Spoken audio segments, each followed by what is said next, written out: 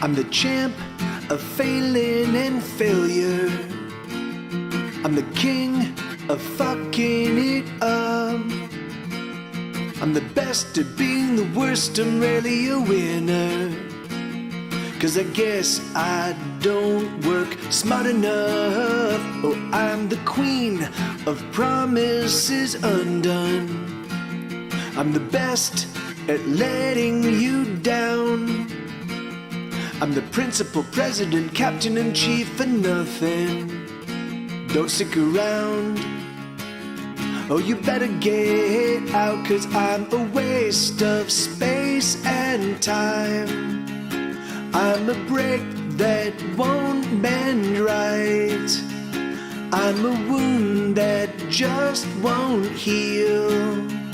I'm a wound that just... Sometimes I hate myself. Sometimes I hate myself.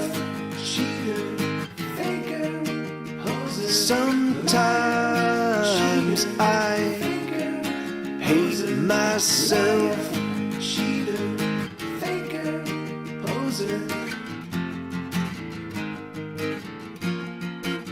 All right, so yeah, sorry about that, guys. Yeah, man, my computer for some reason fucking decides to just crap out like it's such fucking horseshit.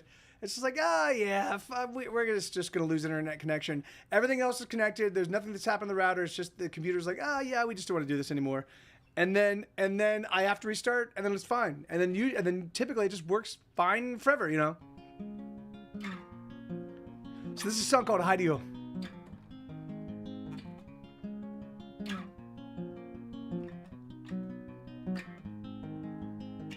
I've been hiding from you, you've been hiding from me. We're getting pretty good at disappearing, don't you think so? But maybe we should just share all the things that we feel, the very thoughts that we think. Let's keep it honest and real. Let's keep it honest and real. Oh, I know that it's so damn real. That's not right.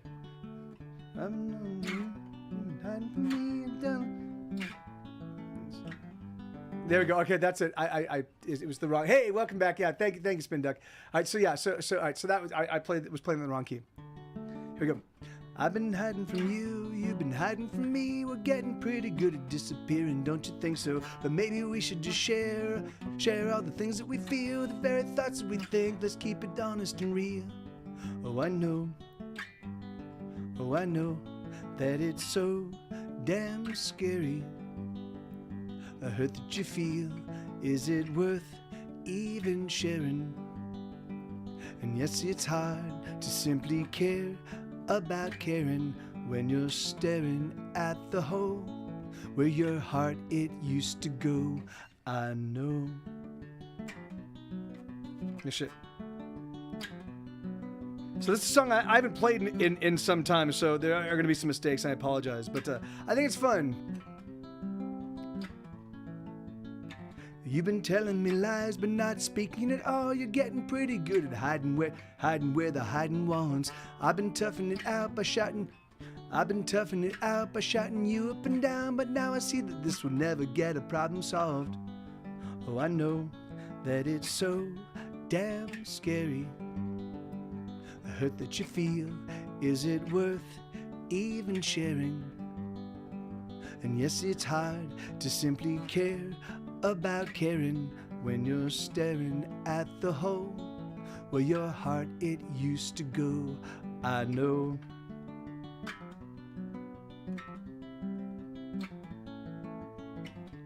I don't wanna be alone no more. I don't wanna be alone no more. I've been hiding from you, you've been hiding from me. We're getting pretty good at disappearing, don't you think so? But maybe we should just share all the things that we feel, the very thoughts that we think. Let's keep it honest and real. Oh, I know that it's so damn scary. The hurt that you feel, is it worth even sharing. And yes, it's hard to simply care about caring when you're staring at the hole where your heart it used to go. I know. So it's funny. I like this song. It's funny, as I've been working on this newest book, The Pleasure of Being Sad, it's really funny. Actually, it's my whole life. So right now, I've been doing hesitation cuts, the podcast, and it's forced me to really kind of consider why I do what I do and what goes on in my head as I'm doing it, right? Because I'm giving you guys, hey, this is my life as a songwriter, right? And so sometimes I deal with a specific moment, and sometimes I deal with more on a macro level, and sometimes I deal with I straddle both sides and about one thing or one perspective.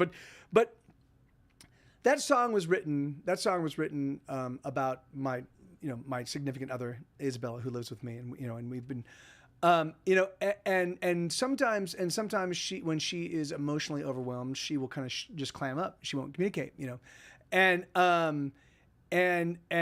sometimes she'll be like, hey, I just need some time alone, and I'm like, okay, that's cool. Like, as long as we can promise to get back to that, but, and I realized that, I'm not an easy person to get along with. I mean, I'm nice and I'm friendly but the thing is like, there's so many different, I can be very prickly, and there's all sorts of things that I will take umbrage with, and particularly if I feel like, if I'm with people and I feel like I'm treated as a third wheel, or I'm treated as somebody that's not even getting any consideration at all, then I just want to bone the fuck out, I don't want, I can be like, hey guys, let me tag along, like I either want to be a participant or not at all, so and so there's Isabella right there, true, and so, but even so, I do understand that communication is key. It's being able to introspect and look at yourself honestly, and be able to understand why it is you do what you do. And of course, we can't get a holistic perspective, because sometimes there are motivators that we're not even aware of. Sometimes there are things that are going on in our heads and our hearts that we just have no perspective on. You wake up and you're in a bad mood, and it takes you literally until the next day to realize why you were in that bad mood. You just wake up and you're fucking cranky. And sometimes it's physical. Like sometimes it's you just haven't had enough sleep, or you haven't had enough to eat, or your sugar is imbalanced. Another times it's you've got some things that are weighing on you that you haven't really even given any consideration. Yeah, and it could be lead poisoning. Yeah, and it could be that slowly but surely you're dying from lead poisoning because you're brushing with a lead toothbrush. Take that lead toothbrush out of your mouth. I know I do understand. It's funny. So Isabella often will accuse me of yelling, and I don't yell. But I grew up. I'm the oldest of 5 kids. And I grew up in a household, like each one of my, and we're spaced at about 2.5 years apart.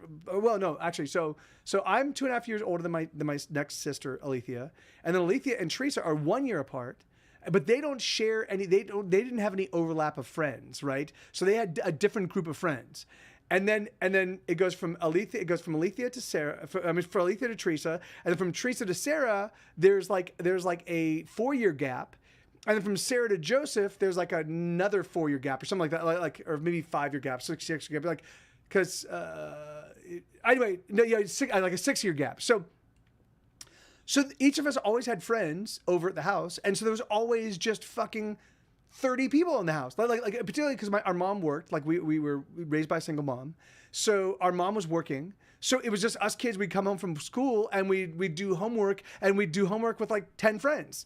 And so our house was just the fucking loud ass. And so if you wanted to be heard, you had to learn to fucking project, and you had to learn how to fucking be heard, And so that was how I was conditioned. And it's really worked to my benefit, my whole life, because sometimes I can be in a crowd of people and I can be like, hey people, pay the fuck attention, and they do, because I can just outspeak everybody, But So as Isabella and I start talking, and I start to get more passionate, even if it's something I'm excited about, I'll get more passionate. My volume level rises because that's how I convey my passion, And so Isabella, this is a little dormouse of a human being that grew up in southern Italy with her mom and her sister, you know, she is not accustomed to people speaking at a volume that is very loud and very passionate, you know, and so she'll be like, and so of course she calls that yelling, which for me is like, I'm like, that's not yelling, because yelling for me in my emotional playbook and my definition of yelling is a very different thing, you know,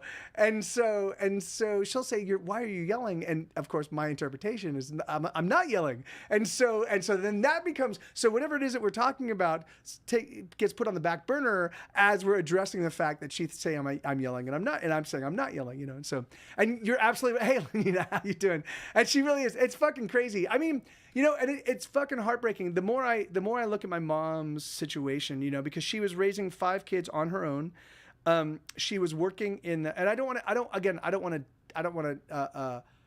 to give away. I would want my mom to be here and have her give me permission to tell much of the story. But she was working with family, and as she was coming up in the family business, the family were not very. They treated her like family, and therefore that like they could do no wrong. And so there were just things. There were things, and because my mom was sort of low man on the totem pole when she first started. Now, you know, over time she proved to be a very valuable person to the business. But however, as she was first starting out, you know, so she'd kind of have to eat a lot of crow from her family members, and where she couldn't be like, fuck you, I quit, you know, because you know, and so it was this really, and so she would go from dealing with this very intense, high stress, frustrating situation where she can't be like, you know, fuck you, you know, she can't, like, to then dealing with 5 kids and all of their friends, you know. And so I'm like, so I don't understand why she just didn't light us all on fire. Like, I don't understand why she just didn't like just fucking put nails in the doors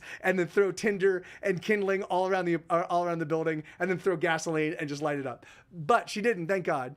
And but even so, you know, the thing is, it's like, you know, so once getting, and again, in fact, that's what I was talking about, Manita. Like, so once I got some perspective, because for me, I only saw it from the perspective of I live in this house, you know, and so I only saw it from my perspective. And so of course so when my mom would be like, everybody get the fuck out, you know, like I was like, my God, she's a tyrant, you know. And it took me years of distance before I realized, oh no, she was dealing with fucking unbearable pressure, you know. And the thing is that like, and it just made for hairpin triggers sometimes, you know, like, you know, like, and that's, you know, and that's fine. But anyway, man,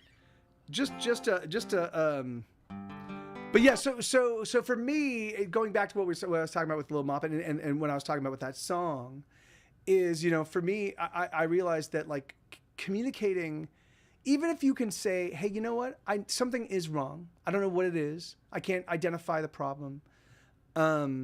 But there is something in my heart that is, or something that in my head that's just there's a screw loose somewhere, and I need some time to figure it out. So if it seems like I'm upset with you, I'm not.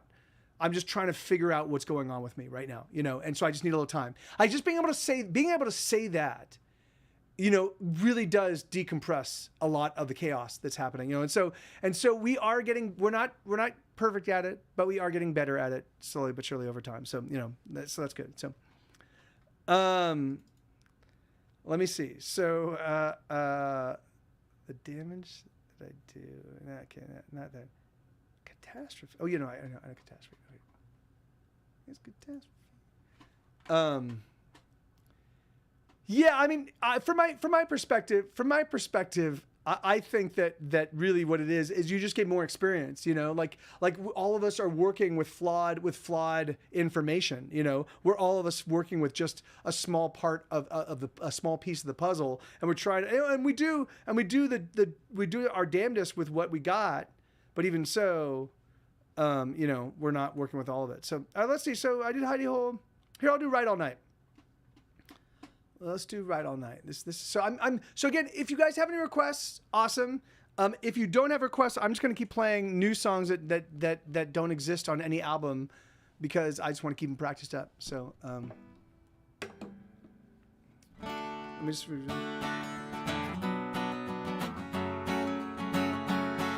yeah.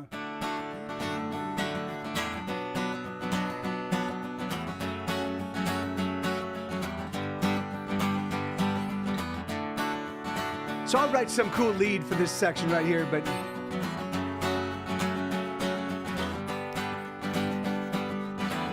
she's been sleeping not at all. She's been feeling 2 feet tall. She's been wondering if she has what it takes to survive. She's been struggling to keep clean, and the struggle it fights me. She's been wondering if she has the will to survive. So she's climbing on a bus to somewhere she's not quite clear. Just so long as that somewhere, oh, that somewhere isn't here. Yes, she's climbing on a bus. Oh, she knows she's out of time. So she's gonna ride all night to the end of the line. To the end of the line. Yes, the end of the line. Oh, the end of the line. She's been losing all along, no matter what's been going on. She knows she's gonna end up worse off, much worse off than before. The conclusion is foregone, the conclusion's never wrong. And she knows it won't be long before she knows she needs to score. So she's climbing on a bus to somewhere she's not quite clear. Doesn't just so long as that somewhere, oh, that somewhere isn't here. Yes, she's climbing on a bus. Oh, she knows she's out of time. So she's gonna ride all night to the end of the line. Hey, Cyber, well, thank you, brother. To the end of the line. That's awesome, man. Yes, the end of the line. Oh, the end of the line.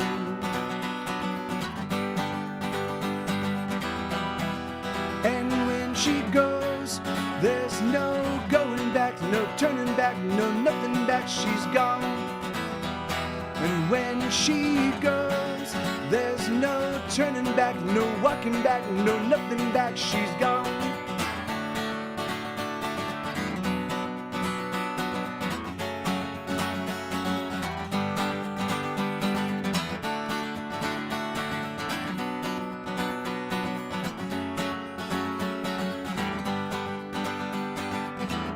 Now she's holding so much weight, the pain is many miles away. And she's in a dream, a lovely dream of anything. Now she's holding her own weight, she's managed somehow to escape. And she's in a dream, a lovely dream of everything. Oh, she's climbing on a bus to somewhere she's not quite clear. Just so long as that somewhere, oh, that somewhere isn't here. Yes, she's climbing on a bus. Oh, she knows she's out of time. So she's gonna ride all night to the end of the line. Oh, the end of the line. Yes, the end of the line. Oh, the end of the line. Yes, the end of the line. Yeah, so that's a song called Ride All Night. That's a new one. Doesn't exist on any record. It's probably not going to hit any record until 2023. So the only place on the planet Earth you'll get it is right here. And Cyberwolf, thank you, man. And amen, right? That's exactly right. I keep saying that all the time. It's funny. You know, yeah, yes, I did. Nobody, Chris. I did play in a band called the Holliston Stops. Why? Did you hear me talking about that yesterday or the day before? Wait. Is that? Could that be Soup? Is that Jamie? Nobody, Chris. Anyway, but anyway, that's. But yes, I did. I mean, so I for about 6 seconds. I played bass terribly, but I might add, played bass terribly. But while we were pursuing a spot on a show called Bands in the Run, I was the Holliston Stops bass player. It was like it would be tweet like it was. Who was it? Who it was? I was right. I was sandwiched between two amazing bass players. It was like they're like, hey, Mike's relatively attractive and well spoken, so let's add him. I could barely. What am I doing on this bass? God damn it. Anyway, so it goes. I practiced all the time. I was still not very good. And thank you, Half Noble. Yeah, man, thanks, dude. I've got a ton of songs, ton of new ones rather. In fact, here's one. This is one I wrote. Again, I wrote this about Isabella, the little moppet here in the stream right now. This is about her behavior. A behavior of hers fucking drives me nuts, and she gives no fucks. But so nobody Chris or nobody is. Am I pronouncing that right? Why did you say that? And so Cyberwolf. Yeah, man, I'm happy you found the stream. This is I do this 5 days a week. I don't really care about the crowd. I don't really care about. I don't do this for financial incentives. I do this to stay on top of my absurdly oversized oeuvre. So really, for me, like it's just as long as they're all the people in this stream that are hanging out, that do interact and chat, for the most part, are all genuine sweethearts and really, really talented, awesome, cool people, of which I know a large swath, of whom I've met a large swath. Often I've met them through this stream because I've met them either at TwitchCon, or I've met them. We did my friends that do a podcast here based on they do it live on Twitch, but they started well before Twitch, and they've been doing things for a long time. But it's now called Great Night. It was called Night Attack. Even before that, it was called NSFW. But I used to live in the infamous. Wait. I lived in that house too. Wait, okay. So who is this? Who is this nobody? Who is this nobody cares? That's crowds. But yeah. So hey, Topty, how you doing, man? Good to see you, brother. So, but so for me, this place is like kind of on the internet. This is my way of like holding. It's so funny because I talk about the Cookhouse all the time, man. That's so funny. You should mention that. So, but yeah, and I've talked about that on this place on this stream all the time. But it was on Cook Street. It was there were two houses. There was a nightclub on the corner. It was like a gigantic island in the middle of like 4 streets, and so there was a nightclub on the corner, there was 2 houses, and then there was a car dealership. And I lived in this house, right? So of the 2 houses, I lived in the house next to the car dealership, and then there was another. So some friends of ours lived in a house right next to. I mean, the people kept changing over intermittently, but while I was living there were some friends that lived right next door at the right next to the nightclub. So that's crazy. So we were although I can't tell who this nobody Chris is, we were people that lived in the same occupants or occupied the same place at some point in time. Very cool. So I'm 100% certain that we must know people, unless I'm trying nobody Chris. Anyway, I don't. Yeah, I know. I'm aware of that. It's a sad story because that place was legendary. I mean, I guess even back in the 1960s, there were like epic parties that happened there, and I actually was friendly with people that used to go to those epic parties back in the 60s. So that was like, so people would be like, "Oh, you live in the Cookhouse, man. I used to go to some great parties there." I was like, "Oh, when was that?" "Oh, like 1967. Oh my God, that's fucking absurd. Really? And so what's going on, Topty? How you been, man? Oh, you doing good? All right, awesome. Good to hear, man. It's been a while. How are you, dude? Okay, so this is a song called My Darling So Damn Bitey.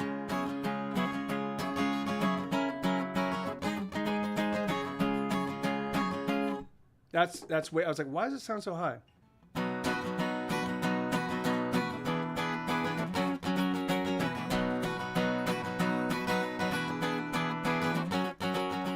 Oh, my darling, oh, she bites so hard and she never wants to let go. I'm not talking about nipping or nibbling or non. She bites till the bleeding shows. Oh, she bites hard. Yeah, she bites hard. Oh, she bites hard. Yeah, she bites hard. She sinks her teeth into my flesh and she tears like a wild beast. A rabid raccoon with the mighty need. It's on me that she wants to feast. Oh, she bites hard. Yeah, she bites hard. Oh, she bites hard. Yeah, she bites hard. Oh my God, she's a monster, see, and now that she's got a taste of me, she's on the hunt. Yeah, she's gonna kill. Nowhere to run, nowhere to hide.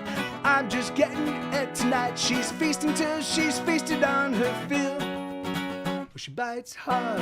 Yeah, she bites hard. Oh, she bites hard. Yeah, she bites hard. Oh, she bites hard. Yeah, she bites hard. hard. Oh, she bites hard. Hey, baby cat.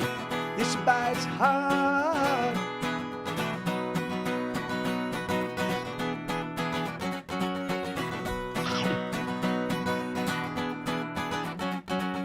Oh, my darling, she's killing me as she butchers with her teeth. She rends and tears with savagery as she claims my body's meat. Oh, she bites hard. Yeah, she bites hard. Oh, she bites hard. Yeah, she bites hard. So farewell, I say adieu. I'm sliding down her throat. But there's so much that I wanted to do. I guess I gotta go. Oh, she bites hard. Yeah, she bites hard. Oh, she bites hard. Yeah, she bites hard. Oh my God, she's a monster, see. And now that she's got a taste of me, she's on the run. Yeah, she's gonna kill. Nowhere to run, nowhere to hide. I'm just getting it tonight. She's feasting till she's feasted to her fill. Oh, she bites hard. Yeah, she bites hard. Oh, she bites hard. Yeah, she bites hard. Oh, she bites hard. Yeah, she bites hard. Oh, she bites hard. Yeah, she bites hard. Oh, she bites hard. There you go. So that's a song called "My Darling's So Damn Bitey." Sorry, Paper Cat, your book. Yeah, I know. Yeah, I said thank you, Half Noble, thank you, man. I still have to migrate. It's really funny because I was talking to a friend about because I handed off to Dave Christensen, a DEC menagerie. I handed off. Oh, hold on, somebody just did something and I missed it. Oh, Bill, hey man, thank you, brother. How you doing, amigo? She handed off, or I handed off Paperbot to him, and I was telling him, and he was like, "How do I do those sound effects?" And I was like, "Oh, you can do it with this thing." And he was like, "Well, can you walk me through it?" And I was like, "Well, I still have to migrate all my stuff there, so I could maybe, but yeah, so I need to do that. I'm still operating. I've got two bots running simultaneously right now. I've got my old Streamlabs chat bot, which handles all the stuff I used to do, but now Paper Cat's Paperbot does so much more. It's so amazing. So I just need to get it sorted out. All right, but anyway, so I am willing to play requests. I got just under 500 songs that I've written, original compositions that I currently play. I've written between 1,000 and 2,000 songs. So there are some, so if there are, it seems like there are some people that might be aware of my music from way back in the day. I can play some of those songs. I can't play all of them, but I can play some of them. But anything that was released since 2003, I can play, except for hey, thank you, man, thank you, brother. Yeah. I mean, I'm playing a bunch of, I'm playing a bunch of deep cuts. I'm playing a bunch of songs that are that I have yet to really explore as recorded versions. I recorded acoustic demos for 130 new songs, and my intention is to, over the course of the next year or so. First, I want to identify and group them because I have them broken down into big groups. Like I've got like these are my fingerpick folk songs, and these are my full rock songs, and these are my kind of like more acousticy pop songs, and these are my more piano based pop songs. Like so, I've got that whole retinue, but I want to drill in and kind of figure out these are the collections I want to do, and then I'm going to start making them and figuring out the albums. So right now, but I need to stay keeping practice, and so that's why I do this. So if you guys have any requests, let me know. Here, I haven't done Summer Stars in a long time. So this is another new one called Summer Stars. I'm going to keep playing the new ones, but it's slightly random. But when did you first start touring, playing? My very first shows in front of an audience were in 1996. We did not have any draw in 1996. We were still a very, very green band. But there was a radio program on KXLU, which is 88.9, and it's the Loyola Marymount station, so it's a college station in Los Angeles.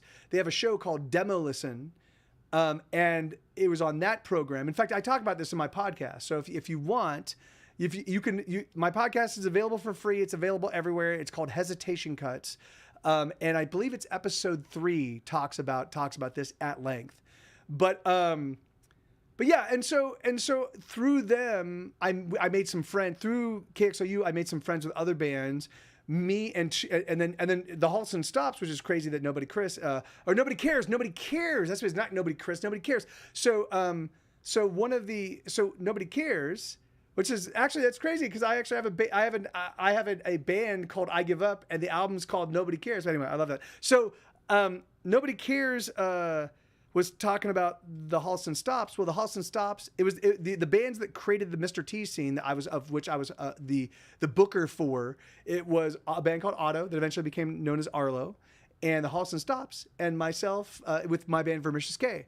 And that's really, and we played for the first 10 months with nary an audience. And then eventually we slowly started building an audience, and slowly but surely we went from 30 people to 60 people to 90 people to 100 people to 200 people to 300 people. And then it was just jam-packed for about 6.5 years, every single Tuesday after that, with some random changes and some stuff. Like I had to change dates, and we got shut down for a while after the whole Great White debacle. But not sure if you guys remember that, but there was an old hair metal band called Great White, and they had pyrotechnics in a little tiny nightclub, and the pyrotechnics made the entire place go up, and like 15 people died. It burned up, fucking awful.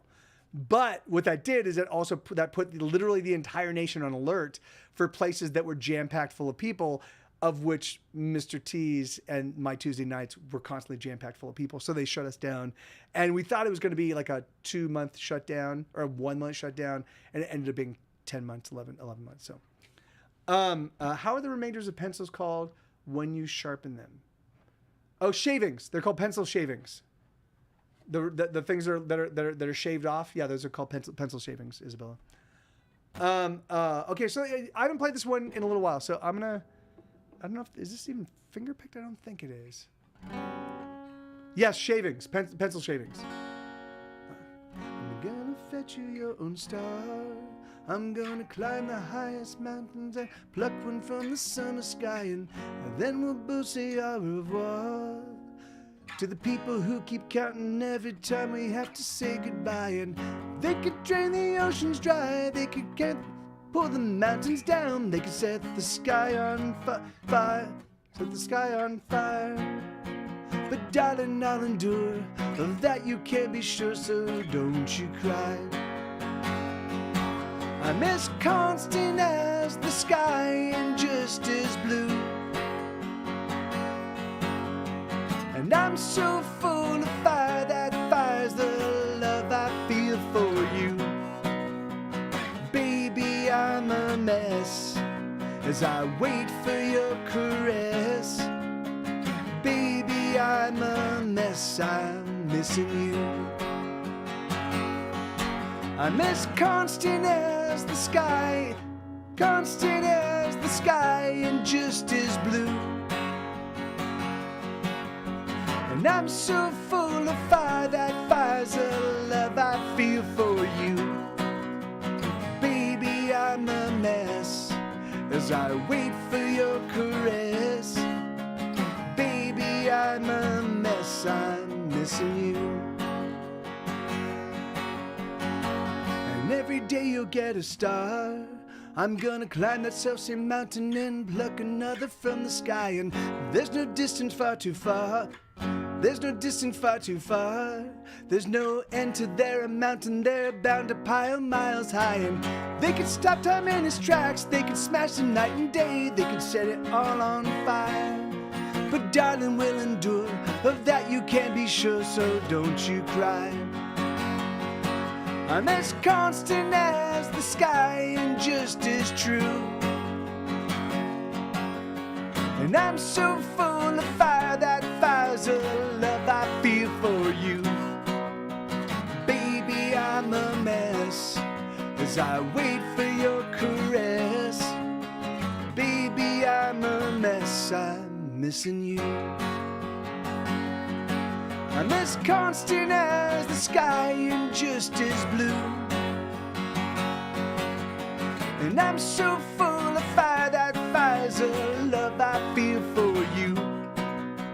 Baby, I'm a mess as I wait for your caress.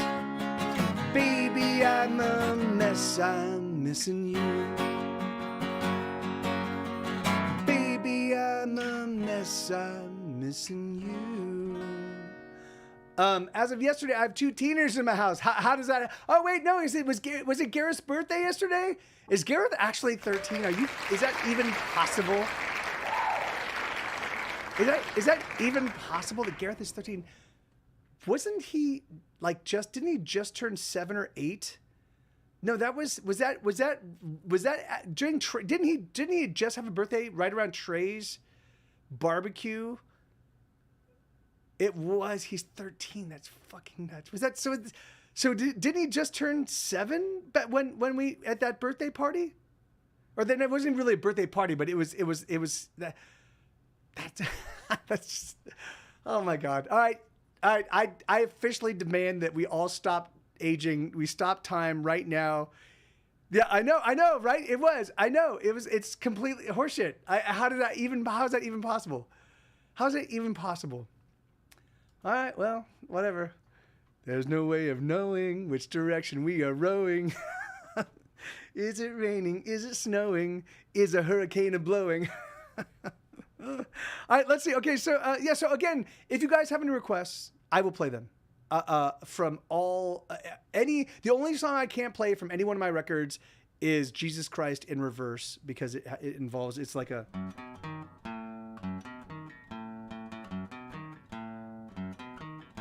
It's just that nonstop with a vocal line that weaves in and out of it that I've just never learned how to play and record, so or play simultaneously. But the will really is the will. Yeah, no, right. It has to be, you know.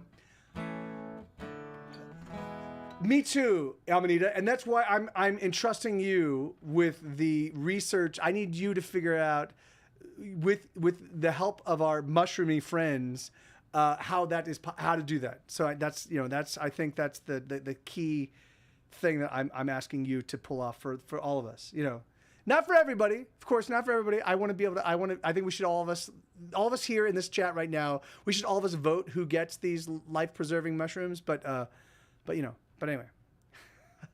All right. Here, I'm going to do a finger pick. So again, if there's a request you guys want to hear, awesome. If not, then I'm just going to keep playing.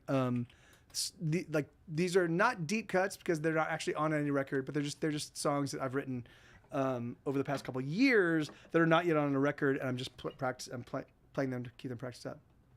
Yeah, I can do Ultrasonic for you. Yeah, here I'll start with Ultrasonic, and then I'll do the other one.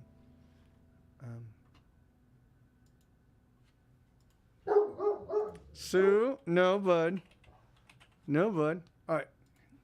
So this is a song. So this song is a pretty transformative thing for me, because for years and years and years, I felt like a second-class musician. I had so many amazing friends, so many talented friends that could just fucking outwrite me, outplay me, outperform me. Like they were just, they were the fucking bee's knees, and I just always felt like I was a second-class musician. So, so when I moved to Austin, I decided I was just going to really buckle down and study and practice and perform. And then once I realized I could live stream, back in October of 2015, I started live streaming here on Twitch, and I've been doing it kind of full tilt ever since, because it just makes me a better musician,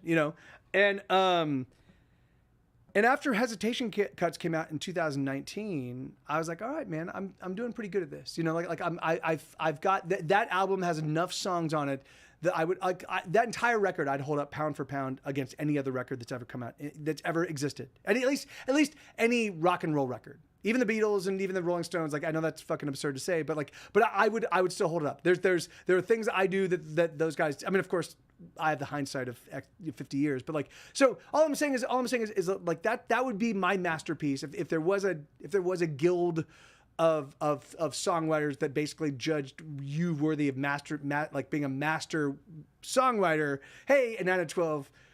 How you doing? Good to see you. I was just talking about you yesterday when I was running the credits of my stream. But if there was a guild and they would have to look at the quality of your work to determine whether you qualified as a master, whatever it is that you did in the songwriting world, I would offer as Hesitation Cuts up as my first masterpiece. Because it was a titanic amount of work, titanic amount of writing. and then playing and practicing. No, I mean it's going to happen. Like that's a great thing. 9 and 12, it will happen every stream, at the end of every stream. So at least until I've got too many people to talk about. But for right now, because you're one of the early adopters of the whole, yeah, you can use my name, then when you pop up, I talk about you. So and thank you, Lenina. Yeah, I don't understand why the bot doesn't do that, but so I wrote this song. Kind of celebrating the fact that I've been doing this for a long time, and that I think I'm good at deciding. Like I write honest songs, I write catchy songs, I write songs that that are important. Like I don't write fluff songs. I don't write like even when I write a song that sounds on its surface like it's a fluff song, like Where Are My Keys? It actually, if you give it a little bit of thought, a little bit of consideration, you'll realize, oh, it's actually about dealing with, like, losing your shit when you're dealing with all of these frustrations and you're trying to hold it together, and suddenly one little thing falls apart and you just fucking lose your mind, So because that's the thing for me, I try to write songs about the life I know, and I try to write the songs that help me get through the day, So I've never written a song that's kind of celebrated the fact that I do what I do, and so I was like, fuck, I want to write a song that kind of gives that gives me a little pat on the back that I can play and be like, hey, you're not doing too bad, man. So.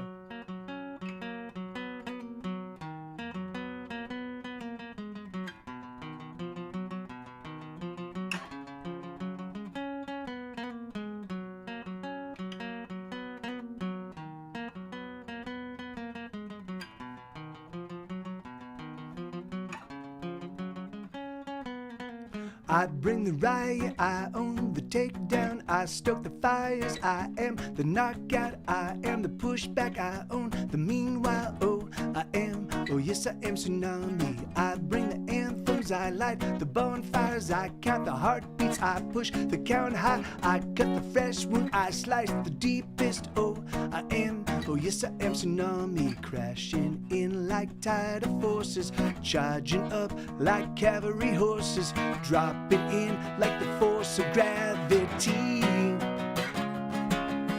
pressing in like a surge of lava, messing with the laws of awesome as a burst of shackles holding me.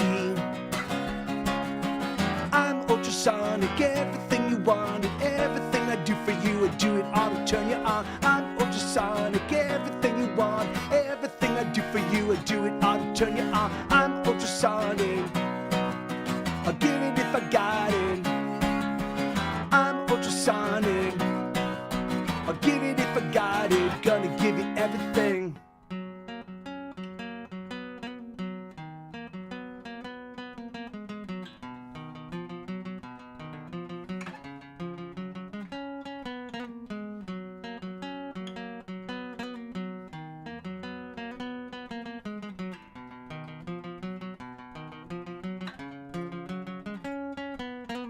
I am the landslide, I bring the wildfire, I sing the true songs that catch the loose sky, I beat the heartbeat, I pound the rhythm, yes I am Tsunami, surging up like rising mountains, blasting forth like a raging fountain, coursing in with the fury of the storm,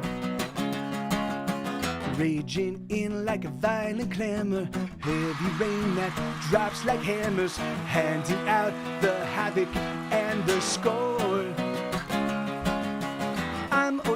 I'm ultrasonic, everything you want and everything I do for you, I do it all to turn you on. I'm ultrasonic, everything you want, everything I do for you, I do it all to turn you on. I'm ultrasonic, I'll give it if I got it. I'm ultrasonic, I'll give it if I got it. Gonna give you everything. They can't slow me down, they can't wear me out. There's no road too far, there's no tearing down. They can't hold me back, they can't slow me down. There's no getting lost, I'm always around. I'm ultrasonic, everything you want and everything I do for you, I do it all to turn you on. I'm ultrasonic, everything you want, everything I do for you, I do it all to turn you on.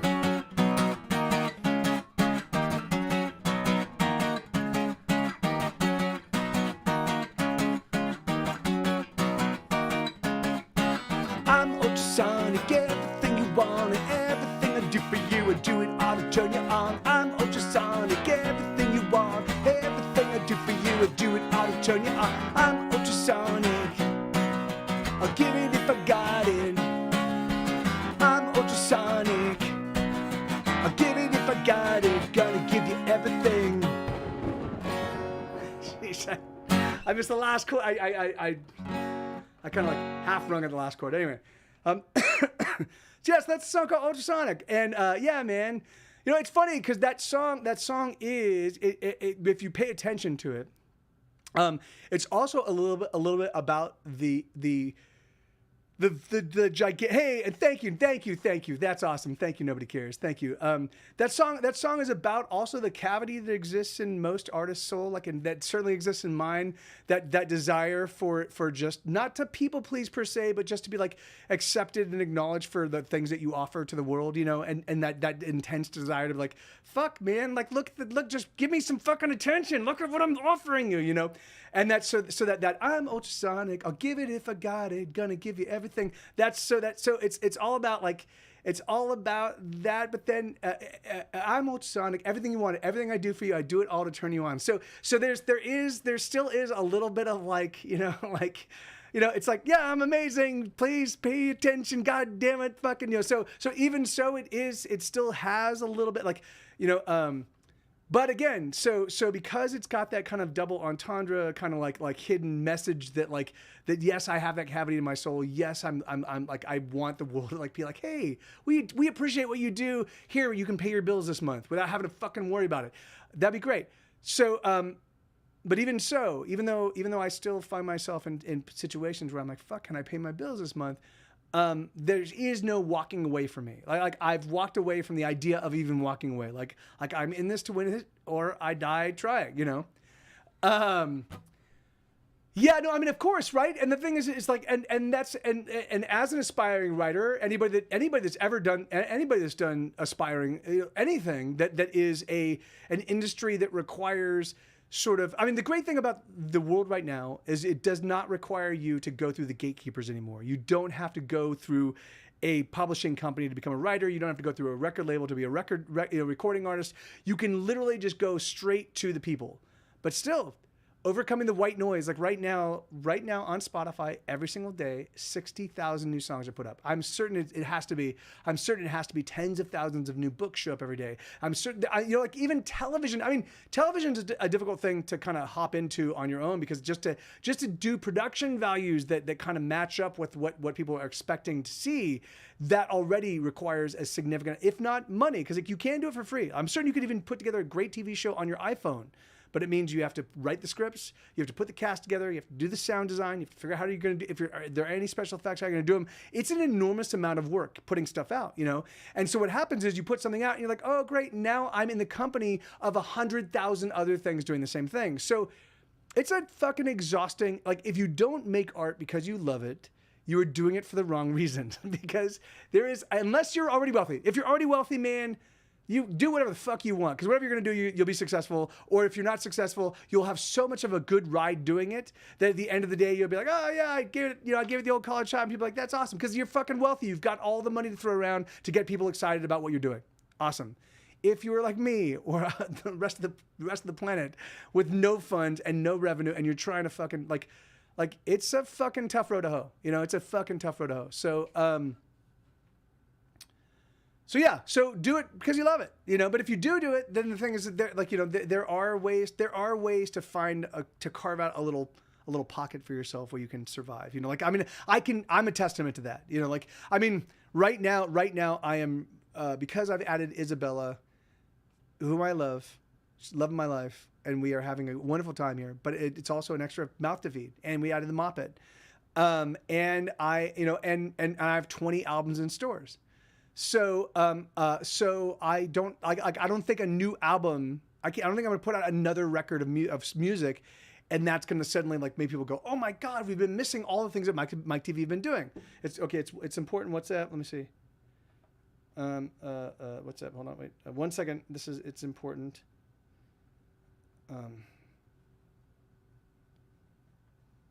Oh, that's great.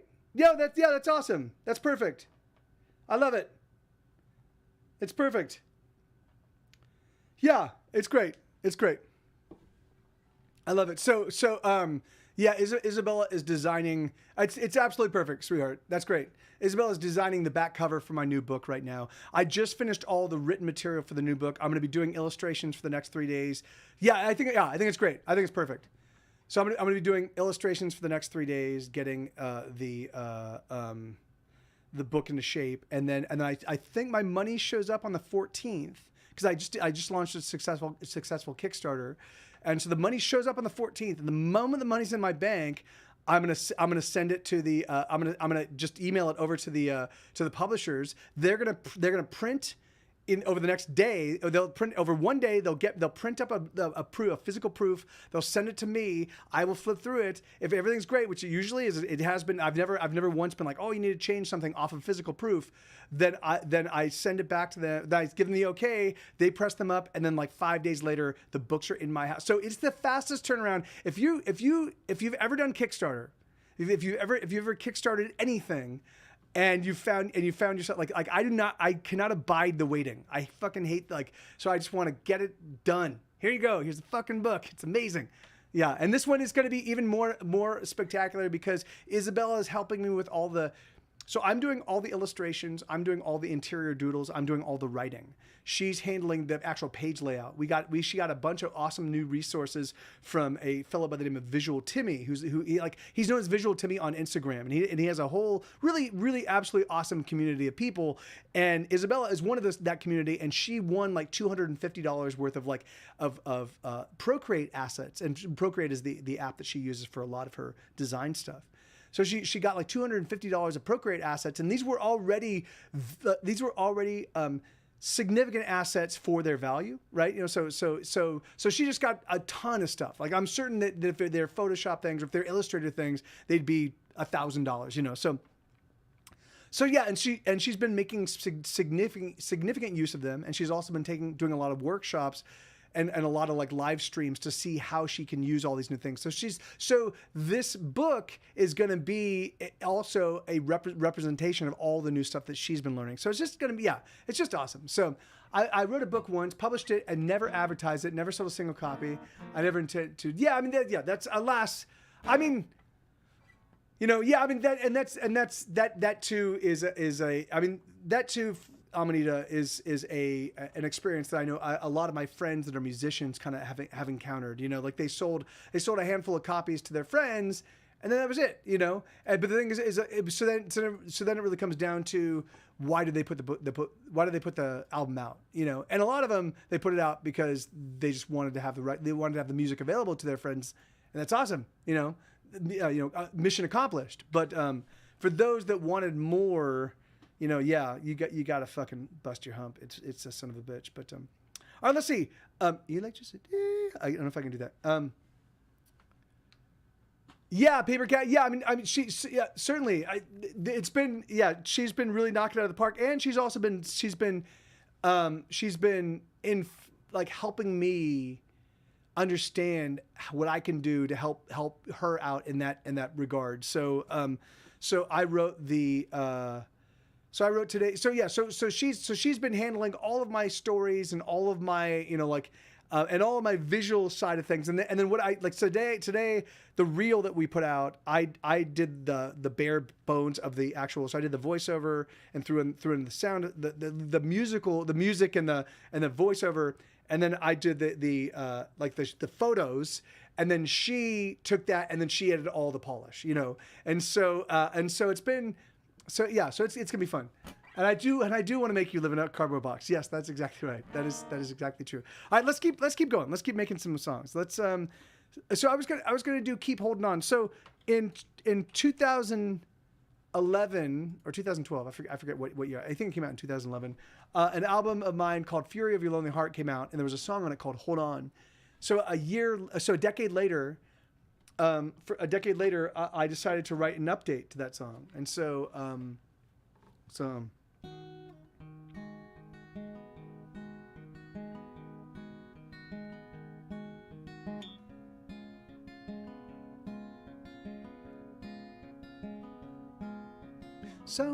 long, baby.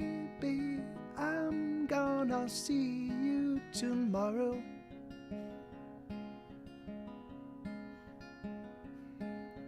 Hold tight, hang on, hold out, don't lean into the sorrow. I know it's been quite rough,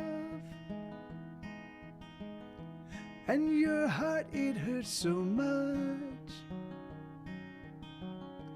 Oh, I know you've had enough.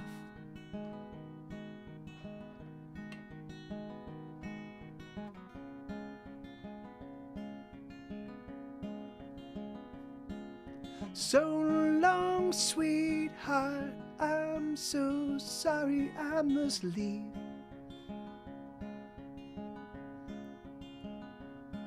I know you're hurting, I know your wounds, oh, they still bleed.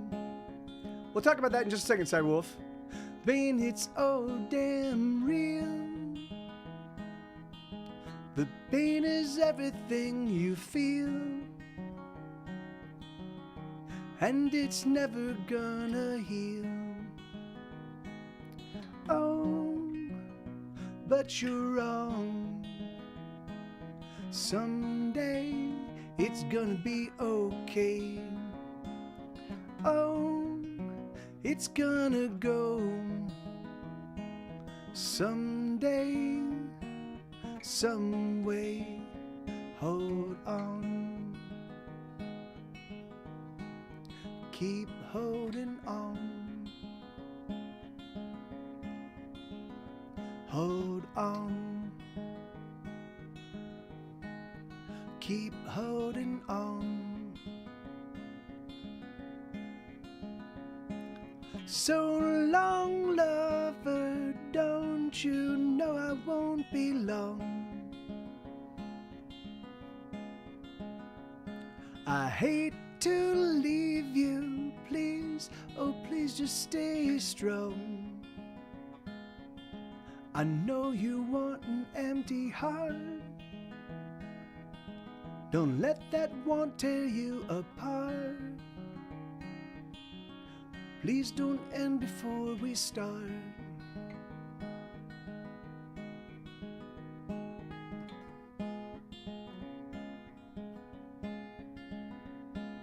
So long, sweetheart, I'm so sorry I must leave. I know you're bleeding, I know your wounds and the things that they need. The pain, it's so damn real. The pain is everything you feel.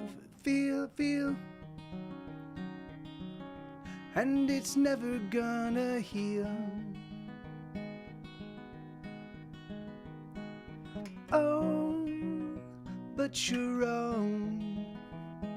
Someday it's gonna be okay. Oh, it's gonna go. Someday, some way, hold on. Keep holding on. Hold on. Keep holding on.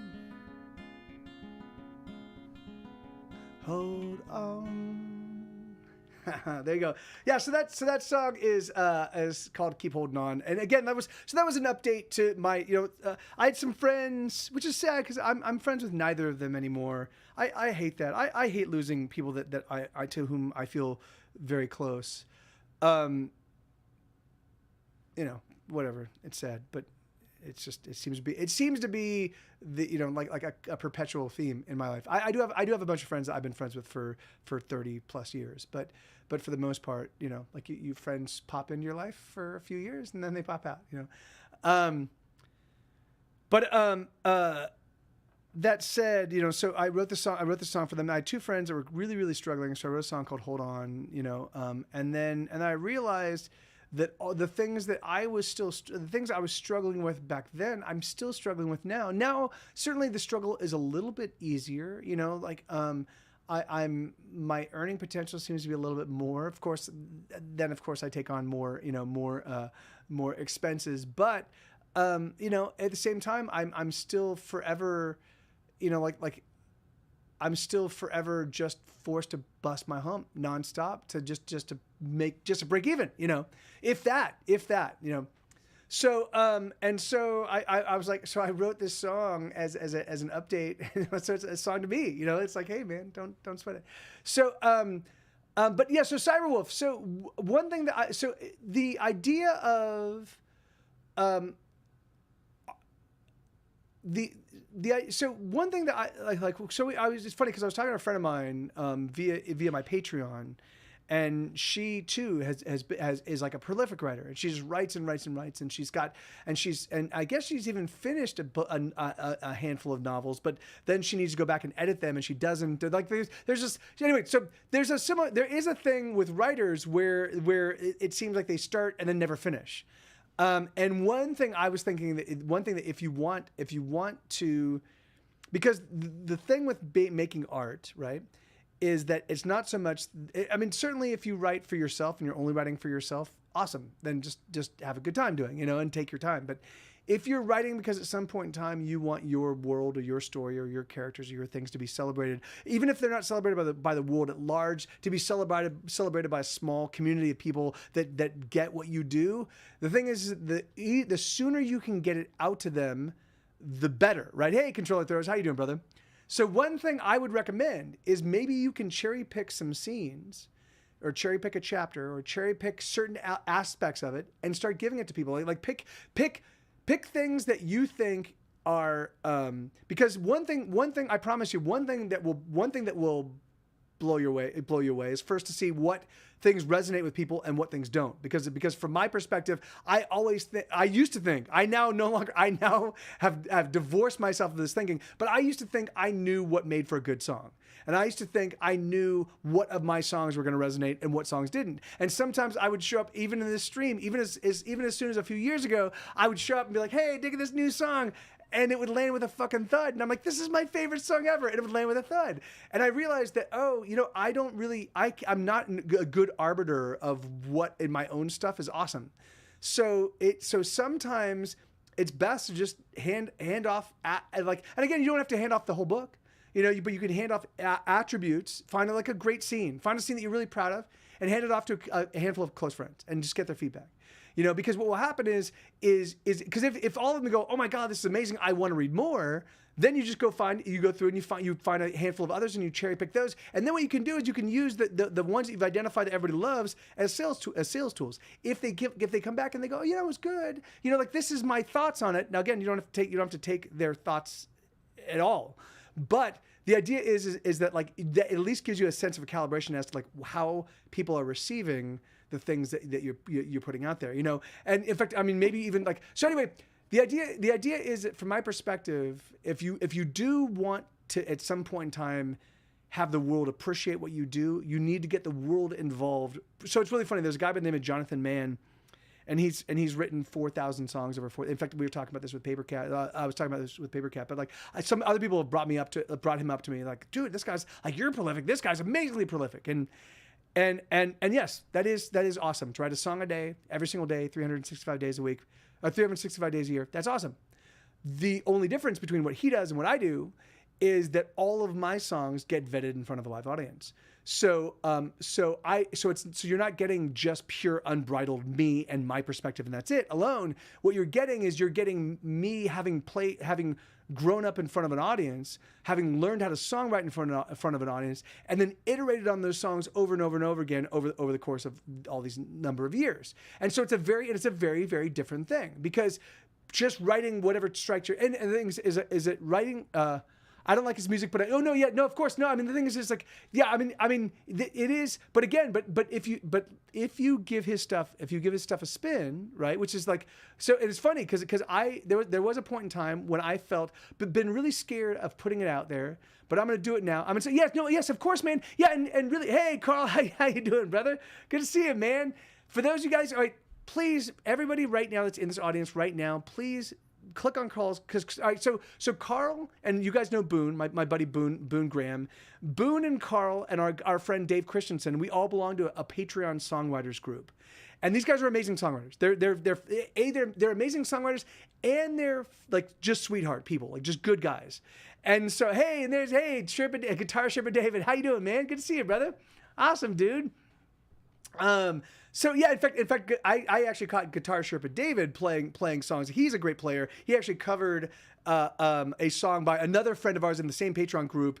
He covered a song by Megan Slankard. She's absolutely amazing. Like my hope is to slowly but surely compel the all of the people in our group to join us in some form or another here on Twitch. And what we're doing, one thing that we're talking about doing is it's called the rain trade, which is basically a raid train, but we're now calling it the raid train or the rain trade. So we're gonna and what we're going to do is we're going to set up like on Mondays, so on the same day next week, we're going to set up, and I think what I'm going to propose, we haven't yet finalized the whole thing, but what we're going to do is we're going to play each of us are going to play a set, and then we'll go and we'll take our entire audience and we'll raid the next person. But what we'll do is those of us that were just performing, we'll hang out in the stream and just chat with people. So it'll be like a 4 or 5 hour commitment, and it'll just be all of us hanging out and having a good time and kind of spending time getting to know each other's music. Because I've heard a bunch of Dave's stuff, I've heard a bunch of Carl's stuff. It's all awesome, but I haven't heard all of it, and I haven't really even had a chance, because they live in different towns, to spend time with them as performers. So, but Carl and I are in California, and this trade we're broke. Yes, in the actual rain trade, yes. Alas, so too are we here in Austin, Texas. So yeah, we are devoid of rain. I guess we'll have to find some of the folks in the Olympic Peninsula and get them involved so they can actually trade us. We'll trade songs for moisture. But so it's gonna be awesome. So I do recommend giving Carl a follow, catching his stream during this week so you can kind of understand what he's all about. So and then join us next Monday, because I promise you it's gonna be a ton of fun. And yeah, man, there's so much, and he does like I promise you, he has fucking phenomenal songs, like absolutely hands down, like unequivocally phenomenal songs. So why not give him a follow, and why not check him out? So, but that's okay. That said, we were talking anyway. Let me get back to the music, because I could just plaver nonstop.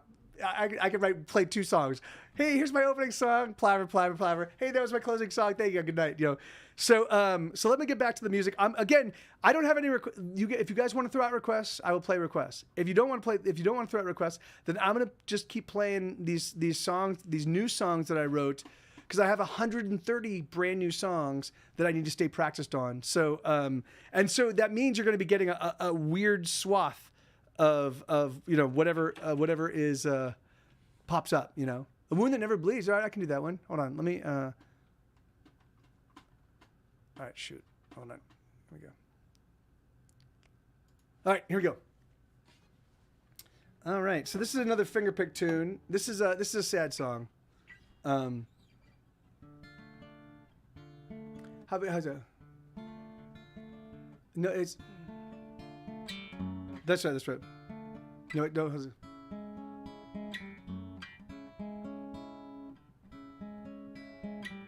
No. There we go. I was like, how do I play the song?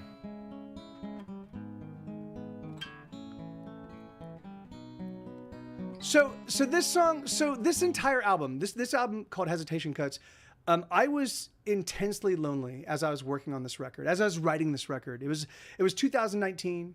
I had broken up with, I was not dating anybody for that full year. I was just working on this record nonstop. So I started writing in 2018. I continued writing through 2018, and then in 2019 I started recording the record. I was also continuing to write.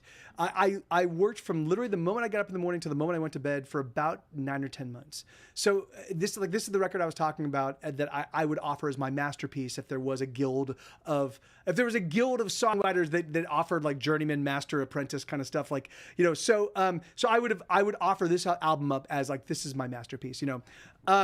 not that I'm saying it is a masterpiece. I'm just saying this is what I'd offer to say. I think I should be included as someone who takes music and has written over 1,000 songs, and I take this stuff seriously. This is what I would offer as my to hold up against other masters.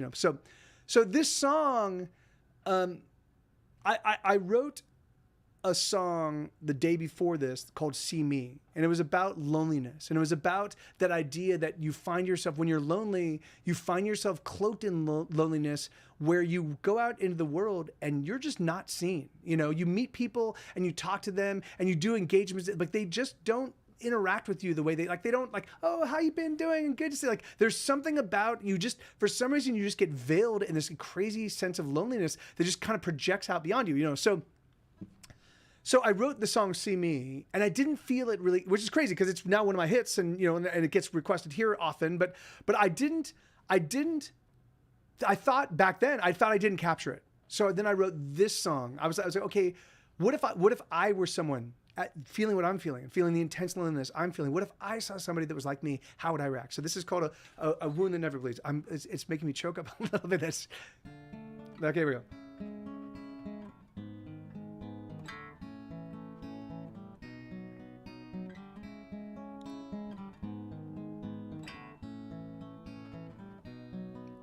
I know you don't know me, but I know your face. I see you quite often when I come to this place. I know you're quite busy, there's so much to do, but I wanted to say I see you. Your smile is a sad smile, like a secret you know. You're just holding on till the time you must go. You're the frost in the morning that's gone by the noon. I guess that's the best you can do. You're the song that no one sings. You're the wound that never bleeds. You're the scent that lingers on in a room where none belong. You're the cold, you're the chill, then you're gone.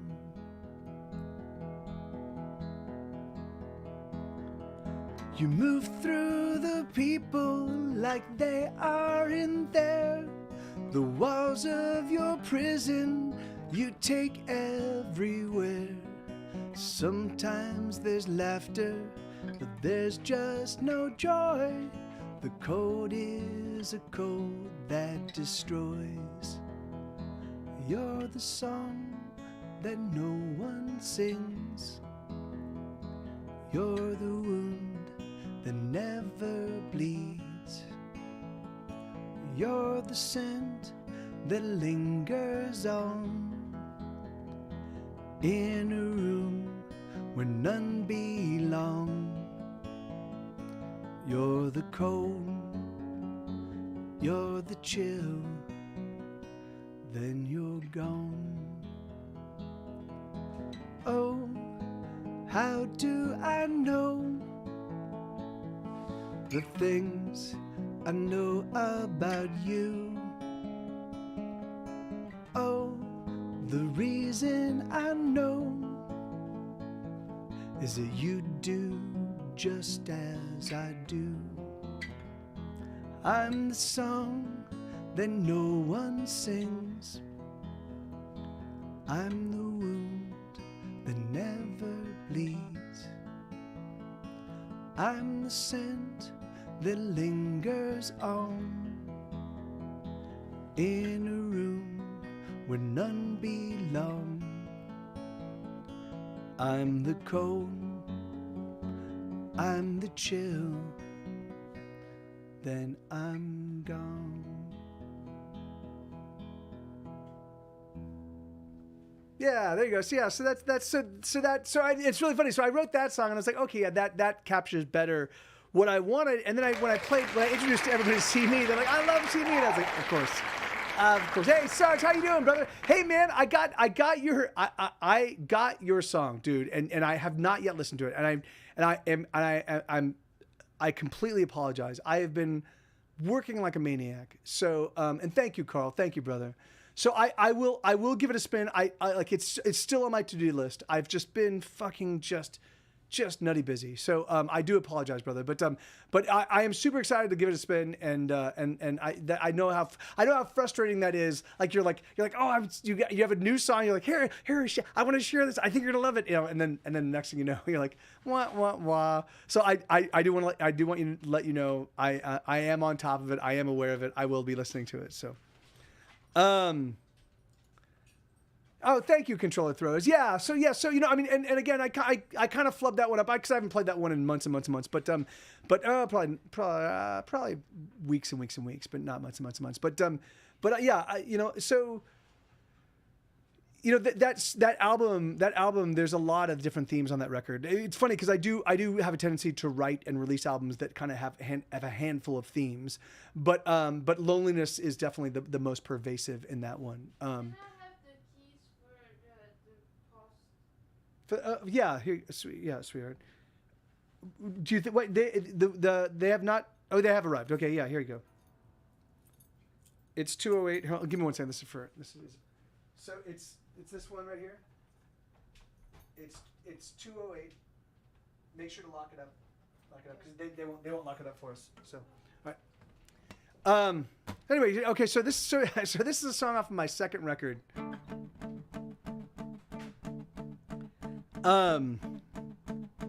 This one was really fun. If you listen to the album version of the song, there's some that sounds like there's steps, and they actually are steps. It was Schmed and I in the studio. We put a microphone down low, and we just sat there, and we just doubled those. Maybe we might even tripled them. Yeah, it's so super fun. So it's like Mr. Blue Sky. Everybody's gonna die, don't it make you wanna cry, don't it make you wanna kick and scream and act obscene in every way before they put you to the grave. Not everybody's gonna live, 'cause living is for the rich, but everybody's gonna suffer something fierce and pass away, and then they'll dump you in the grave. But before we are gone, we can everyone sing along. We can sing because someday we'll be gone. And before we are gone, we can everyone sing along. We can sing because someday we'll be gone.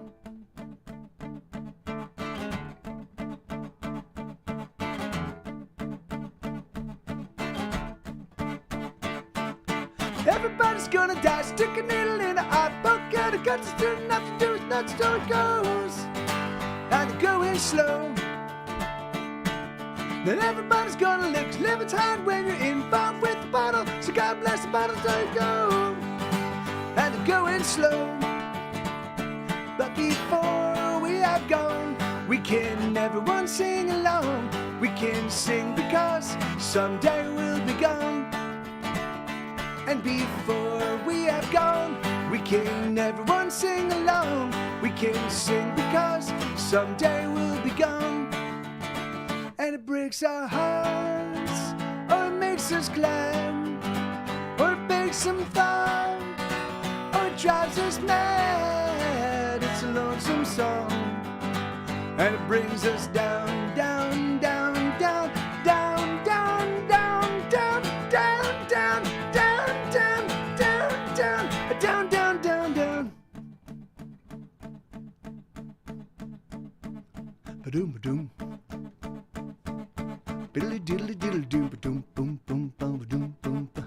Everybody's gonna die, don't it make you wanna cry, don't it make you wanna kick and scream and act obscene in every way before they put you in the grave. Not everybody's gonna live, 'cause living is for the rich, but when they're done suffer something fierce and pass away, and then they dump you in the grave. But before we are gone, we can everyone sing along. We can sing because someday we'll be gone. And before we are gone, we can everyone sing along. We can sing because someday we'll be gone. Yeah, that's Thank You, Controller Throwers. That one hasn't been requested in a long, long time. I haven't played that one in quite some time. That's a fun one. That's off of my second record. Yeah, that album was right before that record we were a pop punk band, and then my bandmate Pat, who had been my longtime bandmate from high school days, my bandmate Pat left the band because he got his wife pregnant, and they were like, he can't do the touring thing. He can't do the full-time band thing.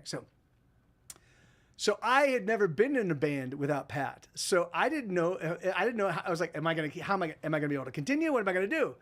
My fingers hurt after playing like one song on guitar.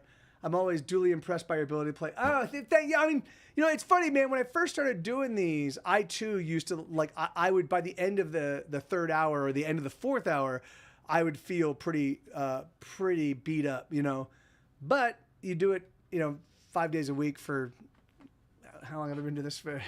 For a long, long time. And yeah, you get to the point where you don't really, even when it does hurt, like sometimes it really, really does hurt, but I'll just ignore it and then it'll stop hurting. Like my body goes, oh, that's right. He doesn't pay us any mind. Fuck this noise, So, they got calloused after a while, but then it's not so bad. What got calloused? Your fingers? Okay, hold on. Or even worse, when you're that lonely, but the people that only come to your way are the wrong ones. They just want something from you. Yeah, I mean, I definitely have experienced that, Manita.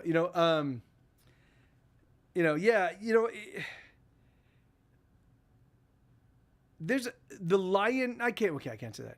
There's a large swath of bad human experiences that I have not only lived, but I've kind of been steeped in for a long time. Most of the ones you can inflict on yourself. Those are the ones, So drug addiction and depression predicated on that drug addiction, but also depression predicated on sort of like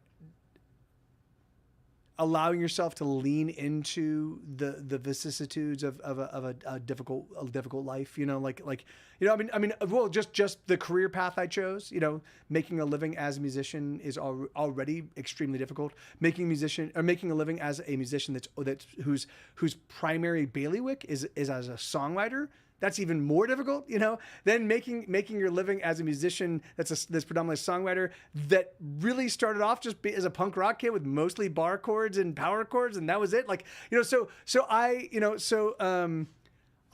The fact that I'm still here in front of you and able to make music and have been writing the songs I've written is kind of a miracle, because the thing is that there were so many opportunities for me to walk away, and it was just my pigheadedness. I was like, no, this is what I like to do. This is my favorite thing to do, and so I'm just gonna fucking do it. And yeah, fuck you, universe. And and there were times when I first decided to commit myself to music. I couch hopped for the first 2 years. I couch topped almost until we got our first record deal, and then even when we got our first record deal, it was like a $17,000 advance, it wasn't like retirement money. So we were able to put out a great record, because at that point in time, spending $17,000, we spent about $15,000. I think we spent like 14. I think all of us took $1,000. Yay, we got paid, and then we took the remainder and we put it in the record. And it was really funny because most of the money went into mixing, and that's why that record sounds so awesome. And then later on, the record label came back and they spent $10,000 on the mastering job. Bertie Newman mastered a thing, but thank you, Control. Yeah, thank you, man.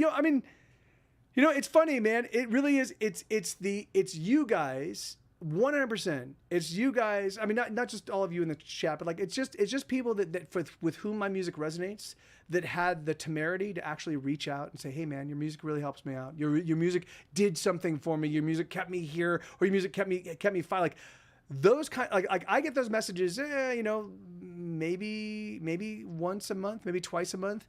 But that's all I need, for whatever reason. I just hearing that once a month or twice a month. I'm like, oh yeah, okay. In fact, I say that in the newest version of my podcast.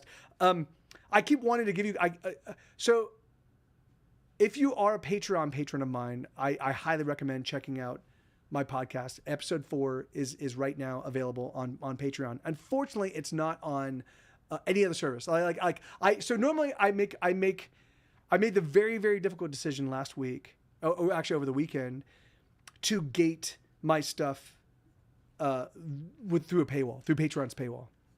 I've never done that before in my entire career. I've always made my music accessible and free to people, particularly to the poor. You know, like the thing is, like there are as I had some regulars in my stream and Ustream at Ustream back in 2010. I once suggested I do a show for $5. I was like, what about if I just did a one show a week for $5, where I got the 20 or 30 or 40 of you that were here to show up and to spend $5, and then that would pay for my food that week. You know, and I suggested that. It's called, It's a Really Hard Time to Be Falling in Love, Boone. It's a Really Hard Time to Be Falling in Love is the name of that song. So I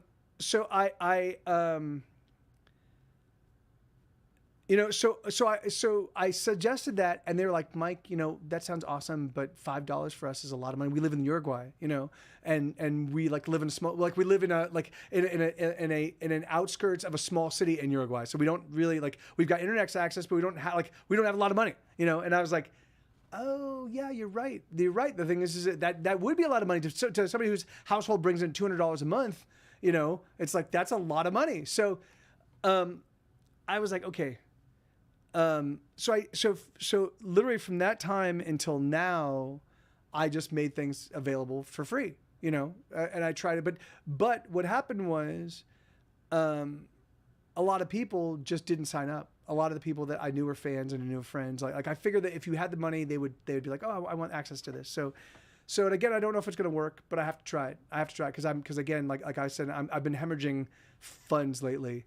You know, I love my life. I love my life. It just doesn't right now bring in enough money, which is why I'm doing the new podcast, which is why I'm really focusing on Instagram, why the new record's coming out now instead of a little bit down the road. Like I'm doing all of these things to try to increase my footprint. And so one of the most consistent revenue streams for me has been Patreon. You know, month in and month out, it's been the most consistent for me. My BMI royalties shift on a quarterly basis. Often for the past decade, it's often meant about $1,000 a month, which is great. I mean, you know, it's like that coupled with all my other revenue streams is awesome. But every now and again, it drops down to $500 a month, you know, because it comes out every quarter. So I have to split it up over 3 months. So, you know, when that happens, it's like I got a reduction in pay, you know, like by my boss, you know. So I've been really busting my hump, you know, and so I realized I can't give these things away for free anymore, and that's frustrating for me because that means I'm excluding my friends from Uruguay, you know, my fans from Uruguay. So, but unfortunately, I have to. I just, you know, and it's hard. I feel very guilty about it, but. You know. Anyway, let me play the song. It's a really hard time to be falling in love. It's a really hard time to be the one that you want, 'cause the world is ending tomorrow. It's a really hard time to give my heart away. It's a really hard time for us to say I love you, 'cause the world's ending tomorrow. But darling, I'm with you. No matter anything you do, I am with you, I am for you, I am here. And darling, let's be clear, there's no getting out of here. But I am with you, I am for you, and I love you. It's a really hard time to be falling in love. The sky is falling from the heavens above, and the world is ending tomorrow. It's a really hard time to be you and I.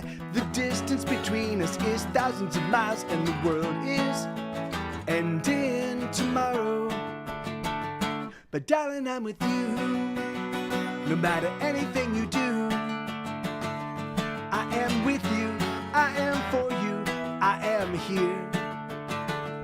And darling, let's be clear, there's no getting out of here. But I am with you, I am for you, and I love you.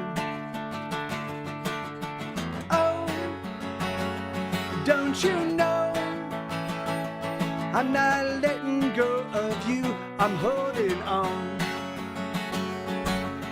Oh, don't you know? I'm never letting go, I'm holding on.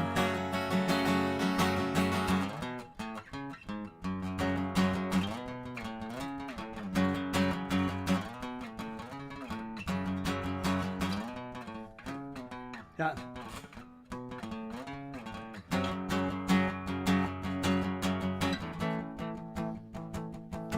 It's a really hard time to be falling in love. The distance between us is so very tough, and the world is ending tomorrow.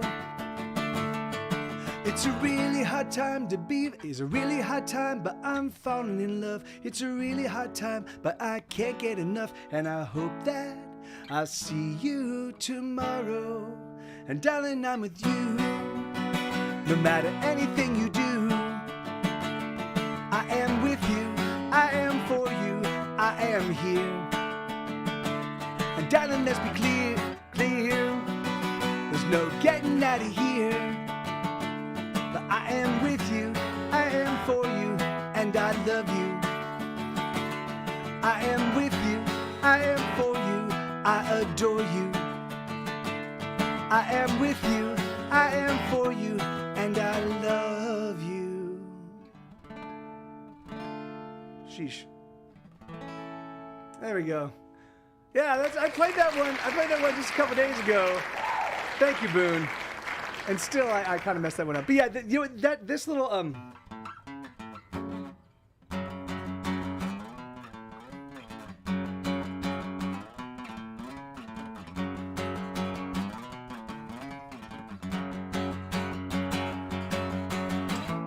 That's how it goes. God damn it. So take that, what I just played, and just splice that into your memory of that last song and be like, oh my God, man, Mike knocked that one out of the park. That's right. As long as you've got that internal brain editing. Yeah, man, every song I do. You can just mix and match and make it be like, my God, it's amazing. This guy never makes a mistake. Thank you, Controller Throws. See, you're better than me. I'm very good at becoming totally selfish. Oh, hey, Boone, is that? Thank you, dude. Thank you, brother. Thank you, man. That's, you know, yeah. Thank you, man. That's very kind, dude.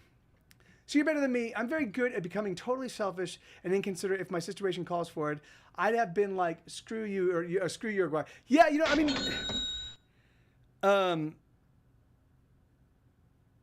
yeah, you know, I don't know why. Because for me, fuck money. You know, fuck money, and fuck the fact that I need it, and fuck the fact that it rules my life, and fuck the fact that it rules the universe. Fuck money. And so I don't want to be defined by money. And so I feel okay. Like, I'm like, all right, so I did 8 years now because it's affecting, because if it was just affecting me, if it meant that only I was going to be homeless, I'd be like, fuck it, fuck you. I'd still be fuck you money. But now it's not. Now it's me and Isabella, and it's Sue and the Moppet. So I have to, you know, like I have to fucking expand my footprint, and I have to bring in more money, and which means I have to work even harder, you know, and that's okay. It's okay. It's just the way the fucking world works, and you know, and the thing is that it's funny. The thing is that like I'm already so far ahead of the game. Like, it's so crazy. Like, the thing is like, you know, like I can deal with all of vicissitudes. I have so much fucking music. I'm good at what I do. All I do is get better with practice. So like, the thing is like, so if I'm like, oh, like I don't freak out easily. Like there's all I've had so much like advantage to doing what I do and doing it the way I do it. And thank you, Boone. Thank you, brother. Right back at you, man. You know, so it's like, you know, and if it takes me another fucking 20 years of struggle before I get to a point where I've got enough people paying attention that are like, Mike, we appreciate what you do, and we're gonna kick down just a few bucks a month to help you get by because you give us so much. If that's what I have to do, if I have to do that for another 20 fucking years, all right, fuck it, I'll do it. You know. Yeah, I mean, I know, you know, it's funny. It's entirely the venue. The venue, I don't think the venue, I think the venue thought that I was full of shit. I don't think they would have been able to articulate that, but I think that they thought that what I was going to offer was going to be just a kind of thing that like, and then we burn out. And instead, what happened was they're like, oh fuck, this is awesome, and people are showing up, and they seem to be excited about the next one, and then that threw them into a bit of a, okay, we are actually facing like this does seem like there's going to be growth. It does seem like we're gonna have to face something that we didn't want to face, which is the fact that we don't want people in our venue playing music. You know, we purport to be a rock and roll venue, a punk rock venue, but really we're not. Really, we are the what's the term for it? You know, we're the sort of the, you know, we're sort of the armchair quarterbacks of punk rock. You know, so fuck it. And thank you, Elfin. Thank you, Elfin Wild. And yeah, and I saw you mentioned the songs and like, yeah, you know, it's crazy. I mean, back in the day, back when I first started doing Twitch in October of 2015, I knew about 40 of my songs. I had written by that point in time. I'd probably written close to 1,000, if not 1,000 songs by that point in time, but I only could play about 40 of them. And I would have to, and if somebody requested a song that I hadn't played in a long, long time, I'd have to listen to it and I'd have to refigure out. I'd have to like, okay, this is the tonic, and let me figure out like. And the thing is, and I wasn't even very good. I wasn't very facile back then at being like, oh, that sounds like this interval. So it'd take me for a long time, you know. But with practice, I've gotten a lot better, you know. And since I learned a little bit more of the rudiments of music theory and the way all that works, and knowing like being able to understand that for the most part, even though I didn't really know it, I was writing effectively in key, you know, and now I'm like, oh, it's in the key of A, so it's going to involve these chords in the key of A, and so I'll probably be able to put it together, you know. But yeah, right, yeah, yeah. All right, let me try. So let me see. Okay, so any requests? I've got 50 minutes, 50 minutes left. Yeah, he did, Boone. Yeah, he rated me. And that's awesome. So yeah, so what I was thinking, and Carl, you'll have to let me know, and I know Dave's not here, but what I was thinking is I could both start and end the show. So I could start the show at like whenever we start, I'd start and I do a half an hour set, and I'd get everybody there, and I'd be like, hey guys, and then what I could do is I could, in the middle of whoever's at the very tail end of the stream, I could as it's about to close out, not as it's about to close out, but like when that last stream is kicking in, I can then be like, hey guys, meet me in this person's stream, and then we're gonna raid me, and I'll, you know, and I will, and so that way I can kind of like use whatever promotional might I have at the beginning of the thing, and then also towards the end of the thing, and hopefully that, like, you know, and then I'll be hanging out and chatting in the chat the entire time. So hopefully I can, and I'll keep hammering my Discord and be like, hey guys, come hang out, you know. So hopefully, because for me, I think that it would be most fun. It would be most fun if we could create a cool, fun, exciting community, you know, where people just show up just to hang out with each other. Like there's the music, and that's awesome, and we're interacting with you, and we're getting to know your songs, we're getting to sing along, and we're getting like, but also that it's just that's a Monday evening, Monday late afternoon thing where we just kind of hang out, and it's like something, you know, that we can build our schedules around. That's what I wanted to do with the Sundays at the little drinks lounge. But you know, fuck it. It's so I'm like there's nothing to prevent us from creating that, you know, on Twitch, so we might as well, you know. So, all right, let's see. All right, let's do.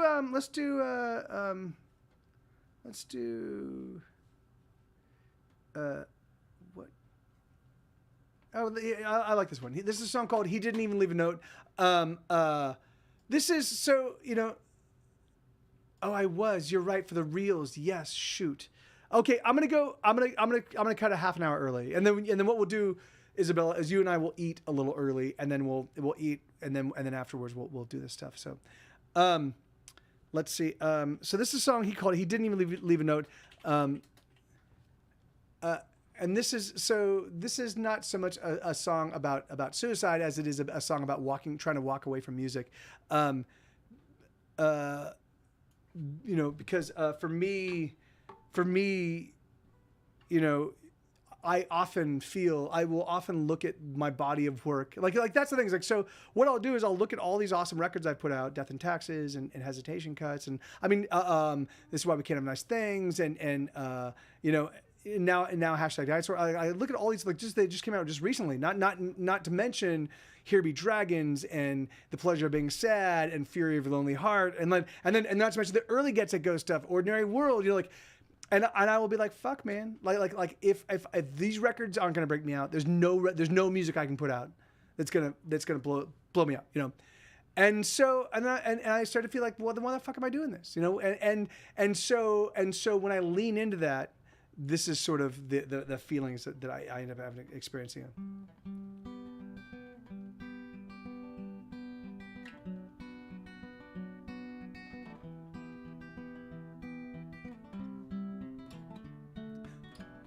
Yeah, of course, man. Yeah.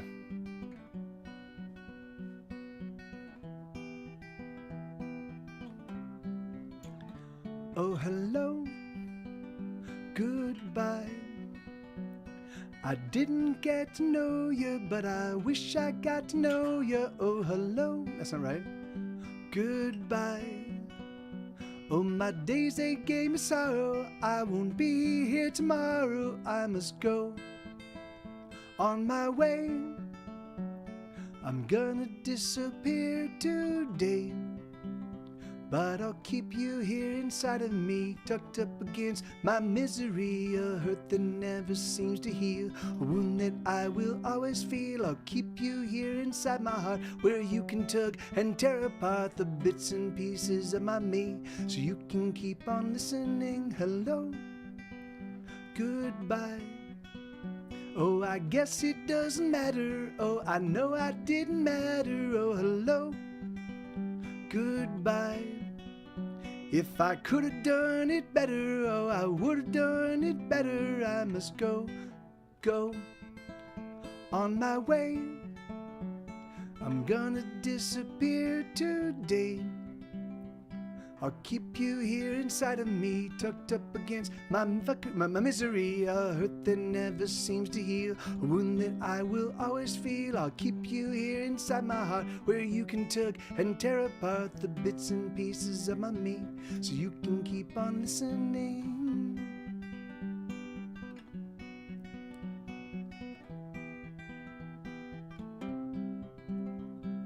I can keep on keeping on this way.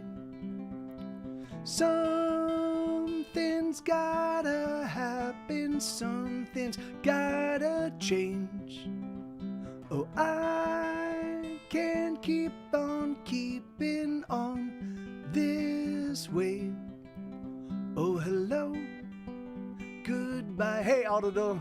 Oh, there's nothing that I wanna say, 'cause no one's listening anyway. Hello, goodbye. Oh, there's nothing I can say for sure, 'cause no one's listening anymore. And so, I'm on my way. I'm gonna disappear today, but I'll keep you here inside of me, tucked up against my misery, a hurt that never seems to heal, a wound that I will always feel. I'll keep you here inside my heart, where you can tug and tear apart the bits and pieces of my me, so you can keep on listening.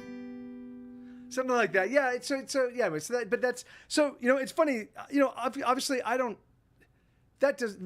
live in that headspace, but I do visit that headspace with some frequency, and there is a part of me that likes to, thank you, Manita. There is a part of me that likes to just lean into the idea that I can walk away, and then just be like, yeah, like sorry guys, I can't keep on, but I live in abject terror that I would do that and the whole world would go, and so I'm like, fuck that noise. I will never put that to the test. I will never ever put that to the test. Not once. No fucking way.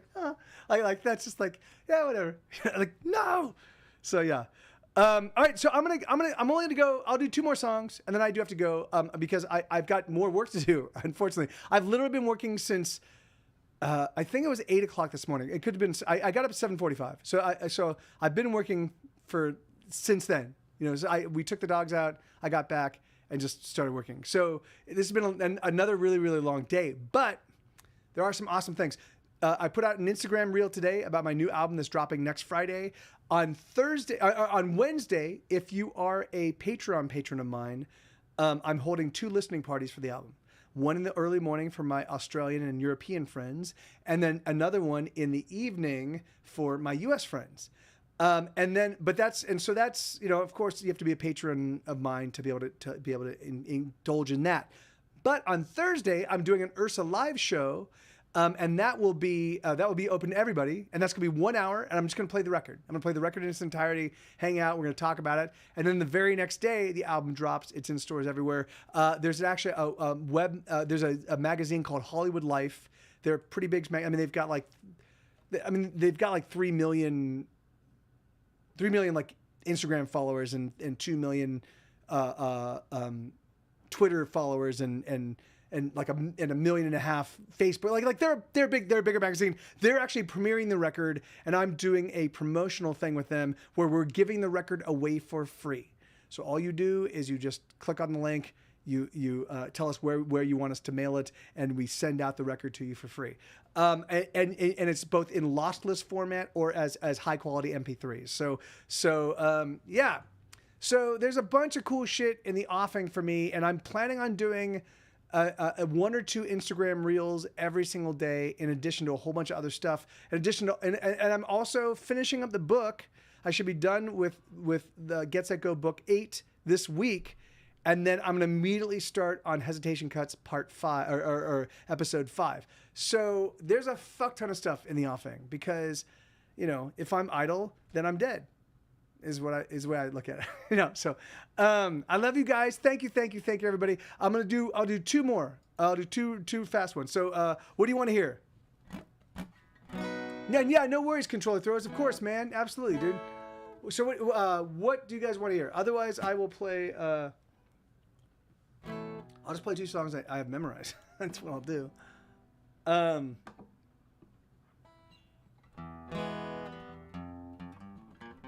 So long. Okay, I'll be your heroine, and so long. And thanks for all the fish. Okay. All right, I'll do both of those. Let's see. All right. Well, here. So let me see if I can pull them both up. So so long. Thanks for all the fish. And then I don't think I need the lyrics for I'll be your heroine.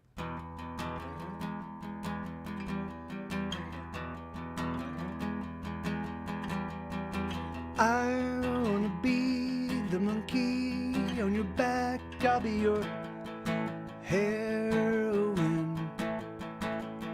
The junk in your spoon, the black in your balloon. I'll be your heroine. I will numb away the pain of the everyday.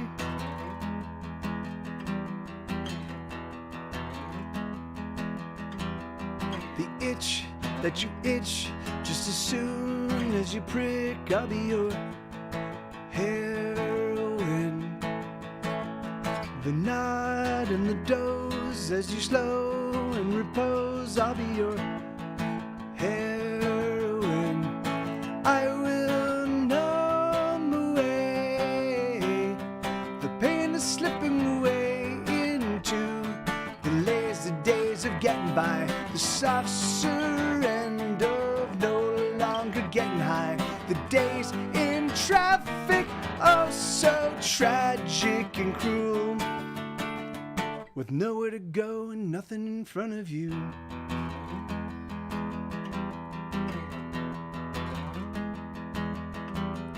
You'll crave and you'll need, you'll be hurting for me. I'll be your heroine.